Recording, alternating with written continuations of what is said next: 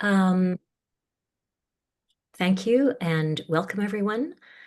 Today is the 10th anniversary of the release of the Truth and Reconciliation Report and is a day that we hold to acknowledge the Truth and Reconciliation Commission and the history of settler presence on this land. So I would like to have everybody really take a moment and think about our land acknowledgement today. York University would like to recognize that many Indigenous nations have long-standing relationships with the territories upon which York University campuses are located that precede the establishment of York University. York University acknowledges its presence on the traditional territory of many Indigenous nations. This area, known as Tkaronto, has been caretaken by the Anishinaabeg Nation, the Haudenosaunee Confederacy, and the Huron-Wendat, and it is now home to many First Nation, Inuit, and Métis communities. We acknowledge the current treaty holders, the Mississaugas of the Credit First Nation. This territory is subject of the Dish with One Spoon Wampum Belt Covenant, an agreement to peaceably share and care for the Great Lakes region. And for those of us engaged in forced displacement, holding a recognition of the displacement that preceded us in the settlement of this land is critical. I would like to welcome our speaker today, Raquel Araújo de Jesus. I hope I pronounced that correctly. Holds a PhD in International Relations from the State University of Rio de Janeiro, with a sandwich period, PDSE CAPES, at the Faculty of International Political and Urban Studies at Universidad del Rosario in Colombia. She's a collaborating researcher at the Federal University of ABC, affiliated with the migrate research group, and currently holds a postdoctoral fellowship funded by the Sao Paulo Research Foundation.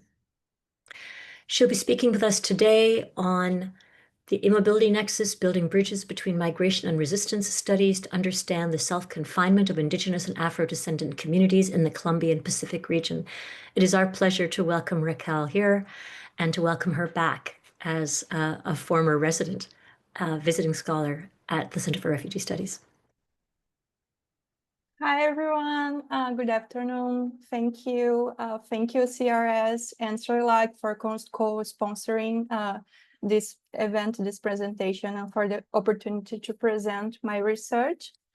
Well, I'm Raquel Araújo. I'm from Brazil, and currently I'm doing my postdoc research at the Federal University of ABC with a scholarship sponsored by the São Paulo Research Foundation, that is one of the most prestigious research foundation in Brazil.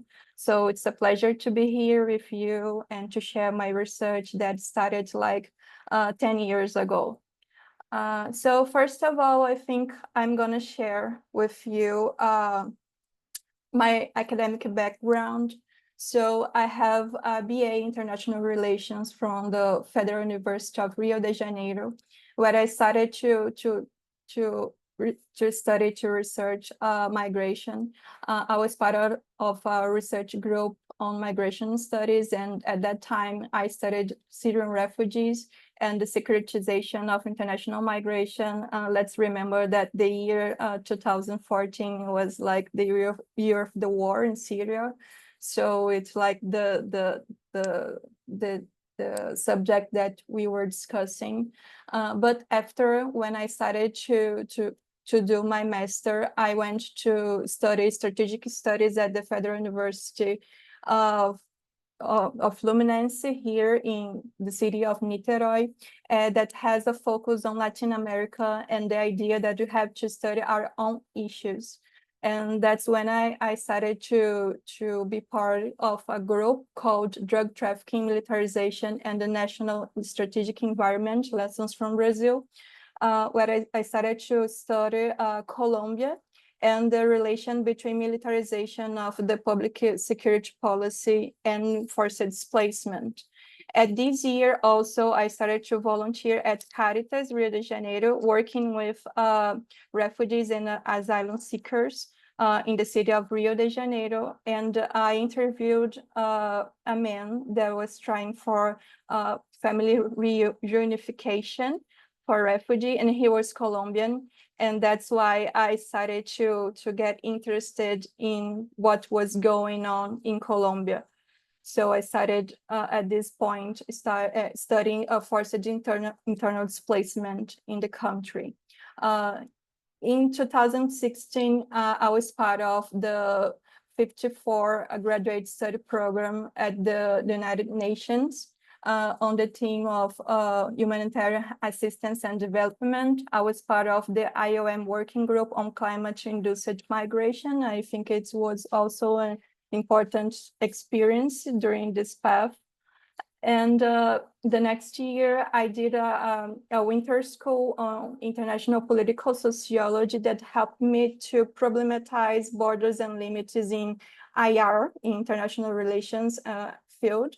So to focus on inter and transdisciplinarity and transversality and the everyday practices and process. So it helped me to get started on my PhD in international relations, studying IDPs and asking why there is a marginalization of IDP studies in IR and how to shed light to this problematic. And what's the whole of the international community. So and then the next year, I did a specialization in self-epistemologies that helped me to ask who are the IDPs in Colombia? How is this humanitarian drama related to colonial, racist, capitalist, and patriarchal international system? And how do they manage to resist an everyday life? So in 2021, I did my first field work with my first interviews with social leaders and humanitarian practitioners of some organizations in Colombia, that is ONIC, PCN, AFRODES, CODES, UNHCR, and UN Women. So the social organizations, they are indigenous and Afro-descendant. And in the next year, I was part of a research project by the Memorial of America Latina here in São Paulo, and to study the human immobility and forced confinement of ethnic communities in the Colombian Pacific region amid an humanitarian crisis and the COVID-19 pandemic. So last year, I started my postdoc research exploring the nexus between mobility and immobility and thinking about immobility as human agency and drawing from an intersectional and intercultural perspective. I'm also part of the migrate research and study group at my university, at Federal University of ABC. Last year, I was also awarded with an honorable mention by the Brazilian government for the originality and social and cultural and scientific relevance of my thesis, my PhD thesis. And this year, I had the opportunity to be a visiting scholar at CRS at York University, and that helped me to deepen my theoretical knowledge and methodological framework, establishing new collaboration and laying the groundwork for the next field research that I'm going to do next week. So next week, I'm going to travel to Colombia and to the Pacific region to do new interviews with social leaders and defenders of human rights. So I'm really excited to start it.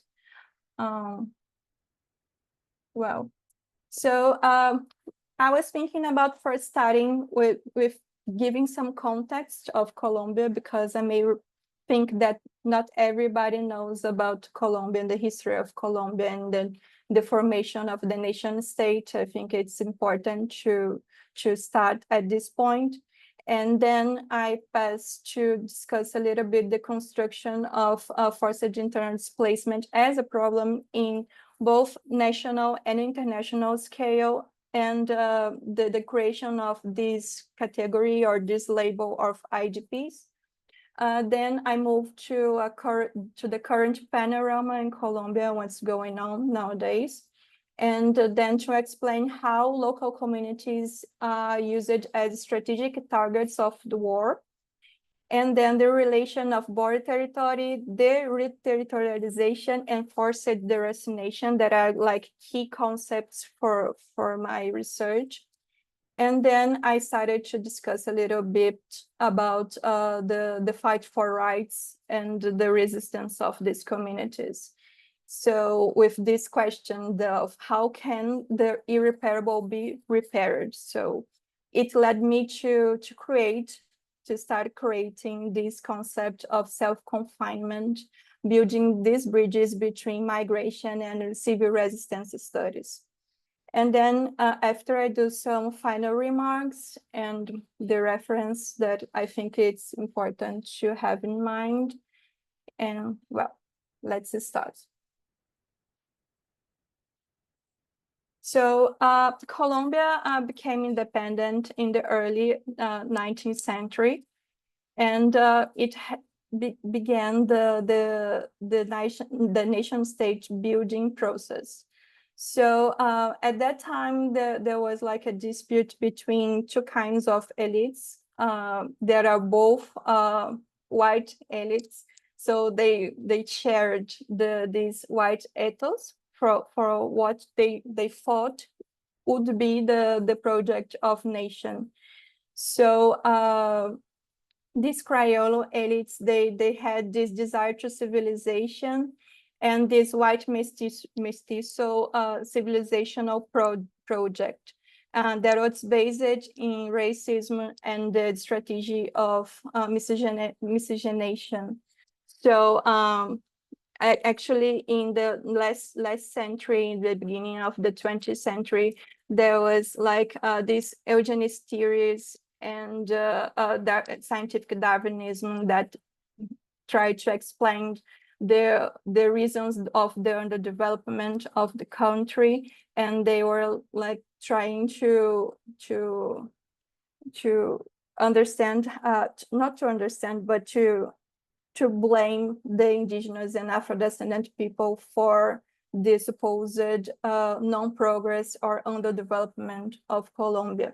So they started this strategy of miscegenation. So in the mid-20th century, we had the emergence of the armed conflict. And at the beginning of the 90s, we have finally the new political constitution that established that Colombia is a multicultural and pluriethnic society, so different from this project that was built since the 19th centuries. And it was like a claim from the social movements, from indigenous and Afro-descendant people to recognize their importance in building the nation. And in 1993, we had the Law 70 that recognized Afro-descendant as an ethnic group with rights, collective rights, including for land. And in 97, we had the Law 387, that is the legal framework for forced internal displacement in Colombia. And in the early 21st century, we had the International Declaration of a Humanitarian Crisis in Colombia. And then we had the Constitutional Court issuing like an order saying that we had an unconstitutional state of affairs in Colombia because of the forced displacement and the kind of response that the government under Uribe's administration was giving to this problematic. And then the follow-up order 4 and 5 that said that there is a risk of physical and or cultural elimination of indigenous and Afro-descendant people because of the forced displacement. And then we had the law 1448, that is the law of victims and land restitution law that is under the Santos government, and for the first time established the rights to land restitution in Colombia. It's really important thinking about forced internal displaced people. And then we had the follow-up order 98 about the relation between sexual violence and forced displacement in Colombia, that I think it's also important to understand how women are like in the middle of this scenario. And nowadays we have like what the political scientist Francisco Gutierrez Sanin, that is Colombian also, he says that we have a new cycle of war post this peace agreement between the government and the armed group FARC. Because we have a power vacuum in regions historically marginalized by the government, and then we have new disputes with the reminiscent armed groups for the domination of these territories. So in this scenario, Pacific regions emerges as the primary locus of armed conflict. That's the region that I study, that I focus my research. And it all became worse during the COVID-19 pandemic. And nowadays we have, for the first time in the history of Colombia, the first left-wing government that is ruled by Gustavo Petro and Francia Marques. And they have a political platform of total peace, that is this way of trying to negotiate peace with the other armed groups that still exist in Colombia, but it's quite difficult situation. So, but they have this political platform and human security agenda. The human security is a concept that shifts the focus on the security from the protection of states to the protection of individuals.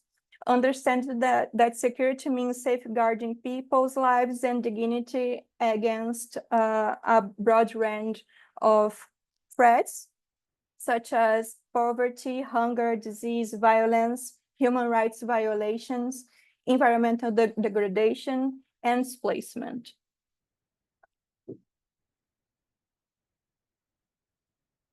So I said that during the 90s, it was like a important specific period, both for Colombia, but for international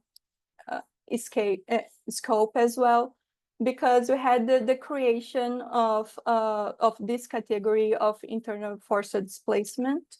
And in Colombia, it's because of the escalation of the armed conflict. It was like a period where FARC started their war of movement and tried to conquer new territories and new spaces in the country. And the conformation of another armed group that is the AUCE. And we had an unprecedented forced displacement in the history of Colombia. The Catholic Church had an important role in this situation, because they promoted the first document that tried to shed attention to this problematic. And it was a collaboration between the church and this organization called CODES, that is a Colombian organization that works with forced internal displaced people in the country. And we have, as a result of this scenario, the enactment of the law 387, sorry. And that says that a displaced person is an individual who has been forced to migrate within the national territory, abandoning their place of residence or habitual economic activities, because their life, physical integrity, personal safety, or freedom have been undermined or are directly threatened due to any of the following situations: internal armed conflict, disturbances, and internal tensions, generalized violence, massive violations of human rights, breaches of international humanitarian law, or the circumstances arising from the aforementioned situations that may drastically alter or that do alter public order. And on international scale, you had like also a scenario of post-Cold War and the increase of internal armed conflicts in the world.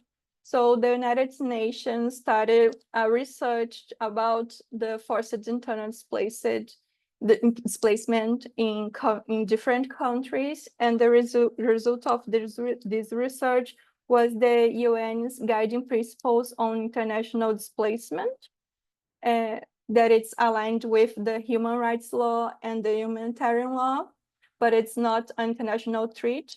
So it don't have the power to make countries to do what's written in the text, but it's like a letter of principles that says that what should countries do in situations of forced internal displacement. And they also established these durable solutions that are inspired by the refugee law. So when you think about durable solutions for IDPs, we're saying integration, local integration, reterritorialization, or return, voluntary return. So it's really similar to refugee, but inside the country.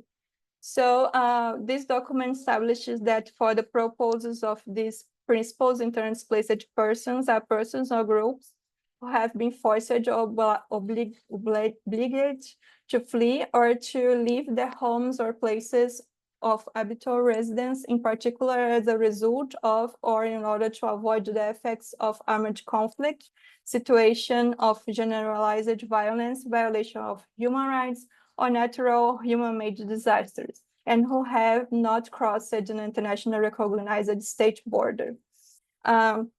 These documents is always used as an interpretative instrument by the Colombian Constitutional Court. So it's also important in Colombia.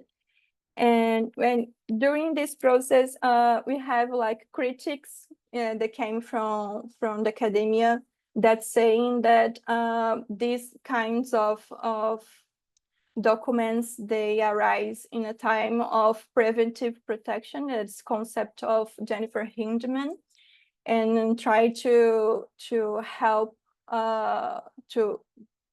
countries in a way that these IDPs do not cross an international border and do not become a refugee, that it's like considered one of the biggest problems in the contemporary agenda. So in this idea of trying to maintain the international and national order.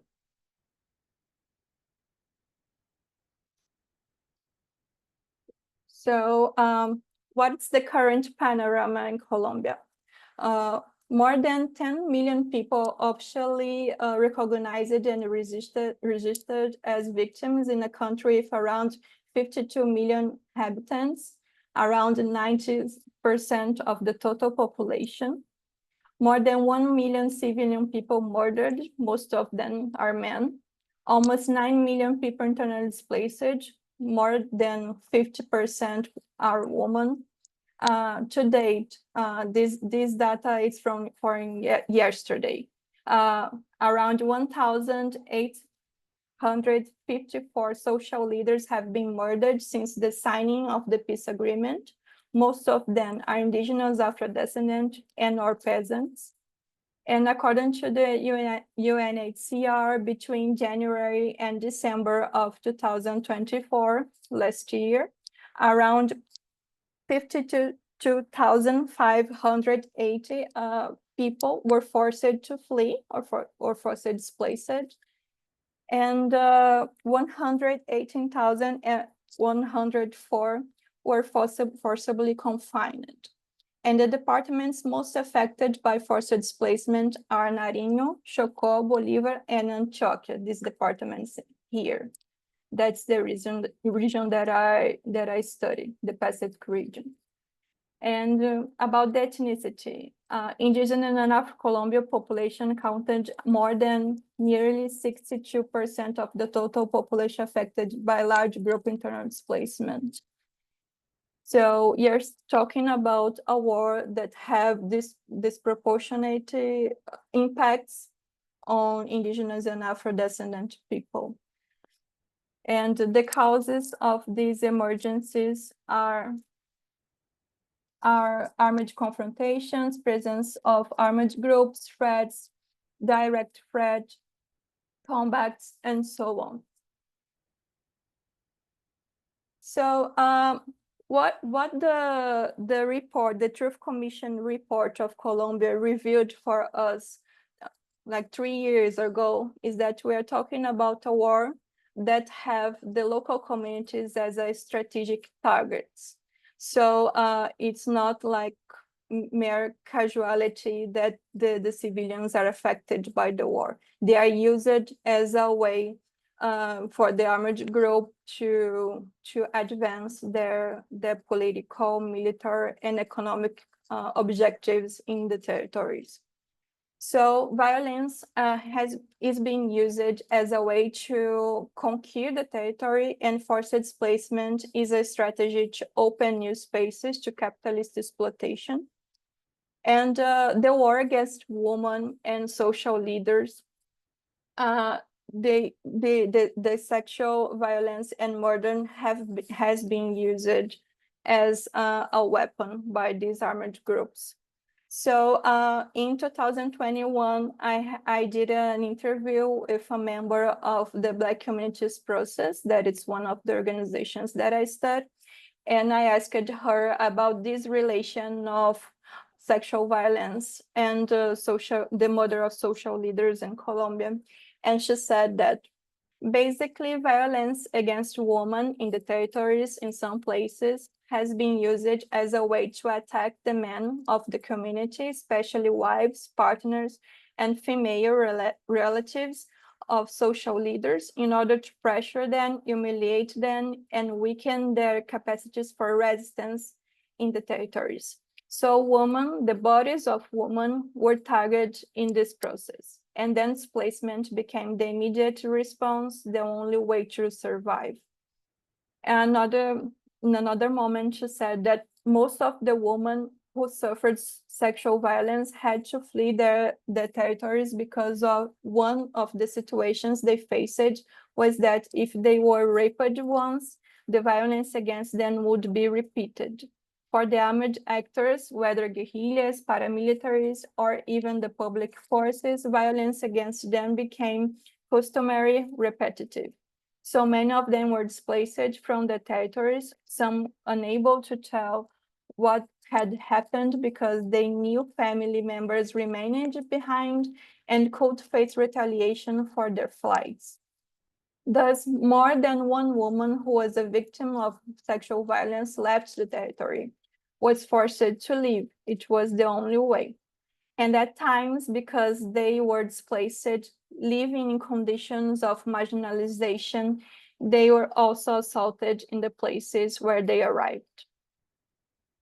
And then in another moment, she said that the death of our social leaders is the greatest tragedy of the country, above all, because each leader who is killed in this way leaves their work unfinished. Someone who dies a natural death or from illness, it's understood that they died because their time had come. But when young people have been murdered, when women, Black people, and all kinds of people have been killed in this country, it has been done with the sole intention of spreading fear and stopping the social work they were carrying out. So I think that through these excerpts, we can see this relation of sexual violence and the murder of social leaders, and the importance of these social leaders in the territory in building resistance and to defend the territory. That's why they are targeted by these armed groups.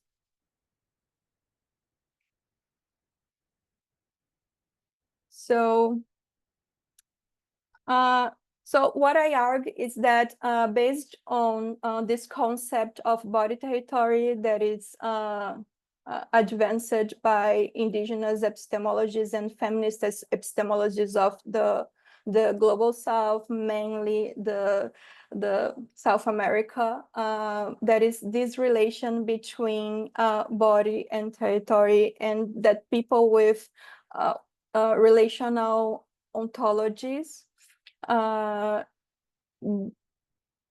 could explain why they choose to stay and to defend the territory, because the displacement, this kind of displacement provokes a kind of deterritorialization that is also a concept by a Brazilian geographer called Rogério Reisbar, that explains that when there is this rupture between body and territory, there is also always a dimension of loss that cannot be replaced.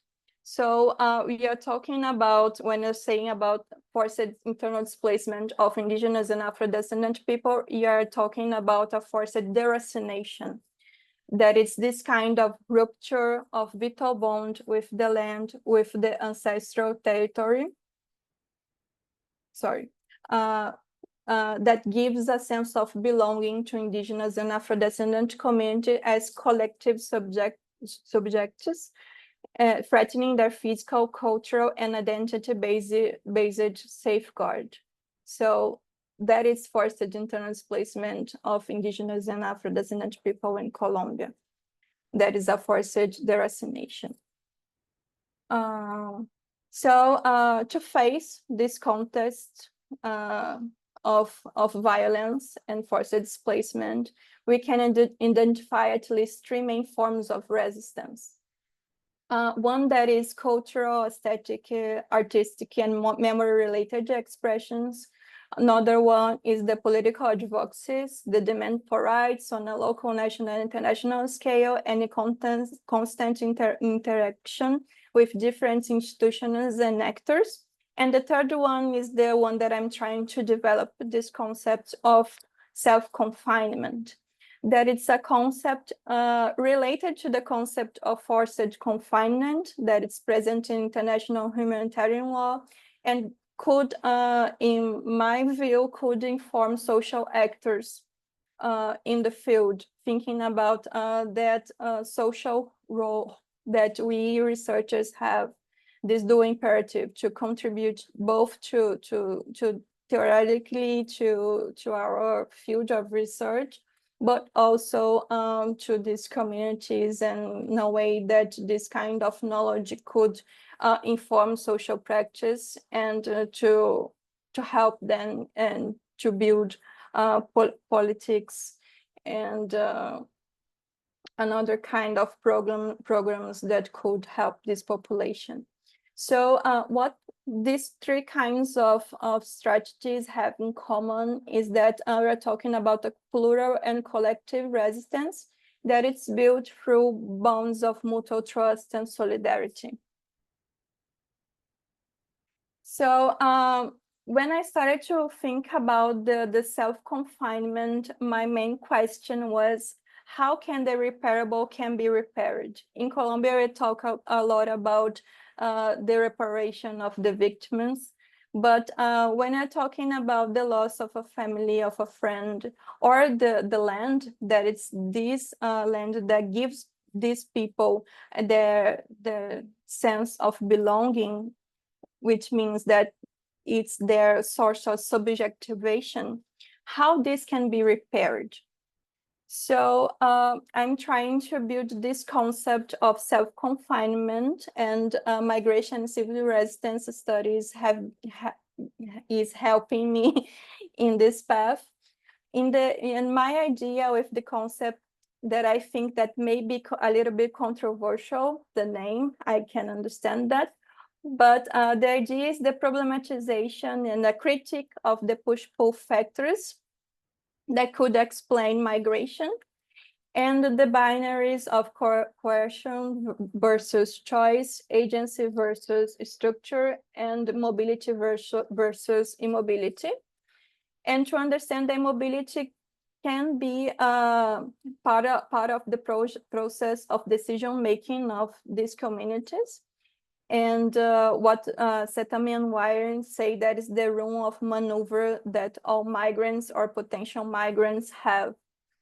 And there is also this article that of Jochen Carlin, that's really important to understand this, that says that there is a framework of aspiration and capacities that people can choose whether to migrate or to not migrate based on their desires and their capacity to migrate. So it's always present in whether voluntary migration and forced migration as well.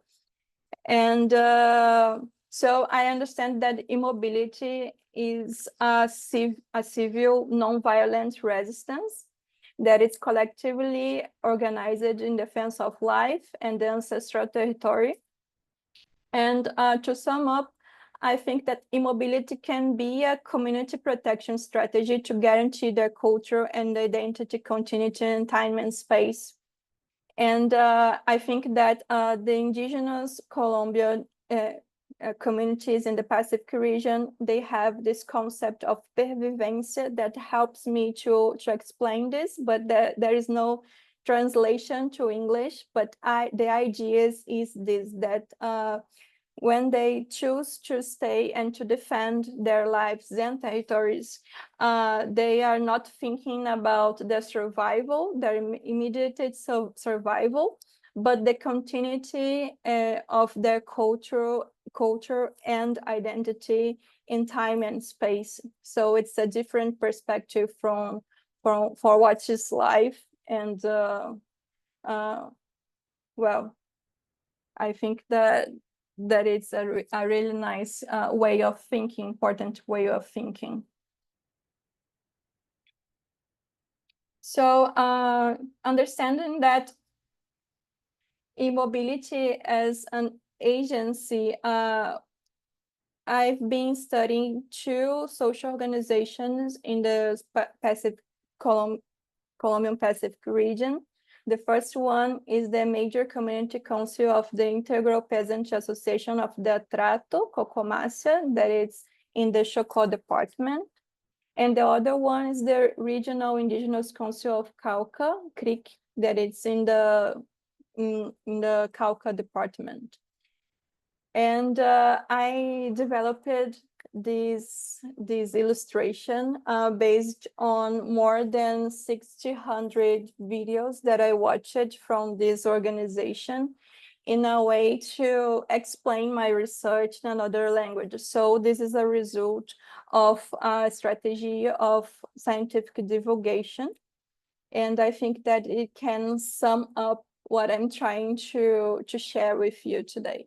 So in the first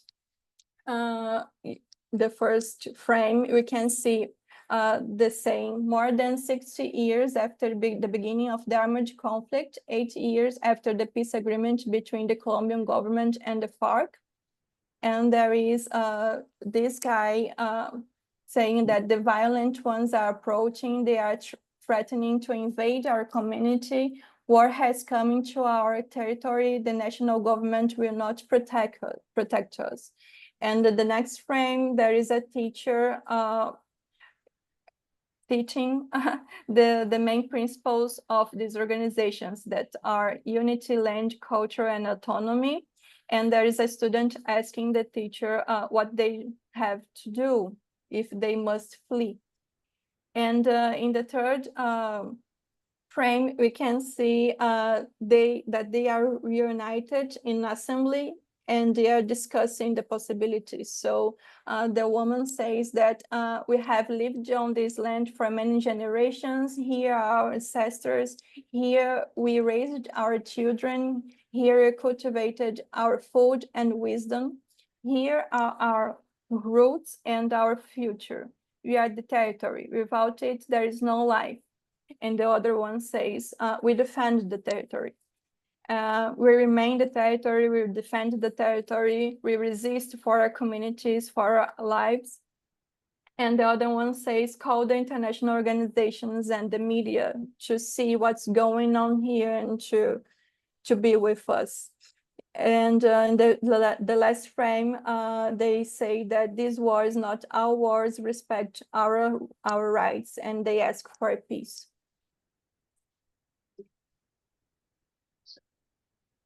So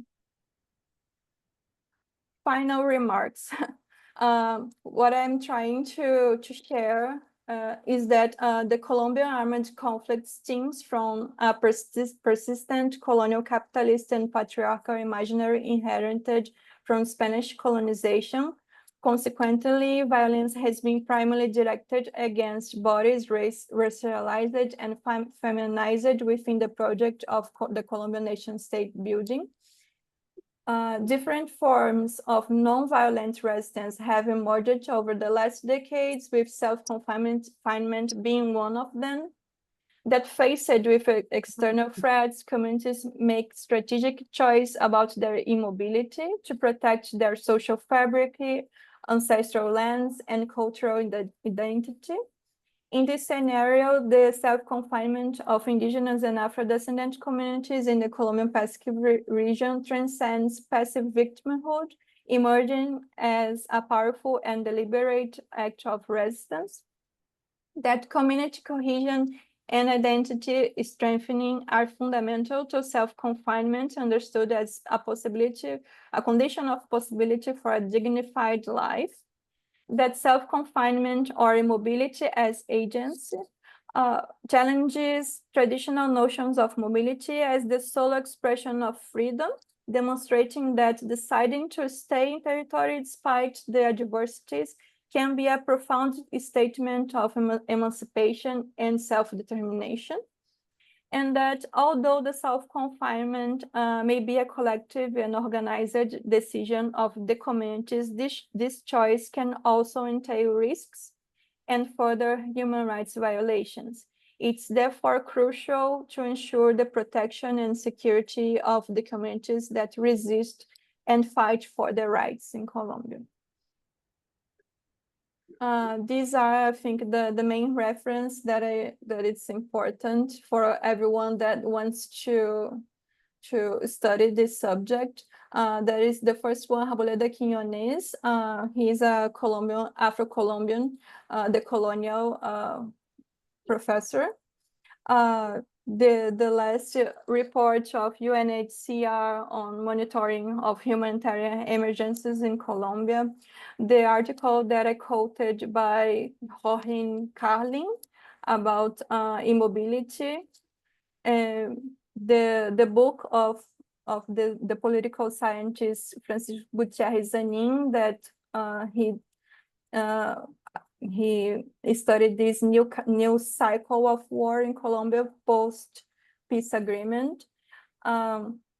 There's also a report by Codes, the report of the Truth Commission in Colombia, the book of Arturo Escobar about people with this relational ontology, a book from Veronica Gago that helps us to understand this relation of border territory as well. The book of Hemadad of the Refugee International Society, that is a classic. The book that I mentioned by the Brazilian geographer that creates this concept of the reterritorialization, that is Rogério Heisbert. The article of Jennifer Hindman, that she creates this concept of preventive protection.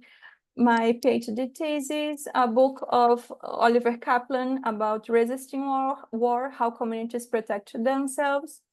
An article by Beth Lozano Lerma, that is also a Black decolonial feminist in Colombia. The article by Seta Menwaring, where she explained this concept of the room from maneuver. And an article by Julia Moreira and Borba about the crisis migration focus. The book of Rita Segato, that is the colonial thinker here in Brazil, that explains why the war against women. An article by Shuel,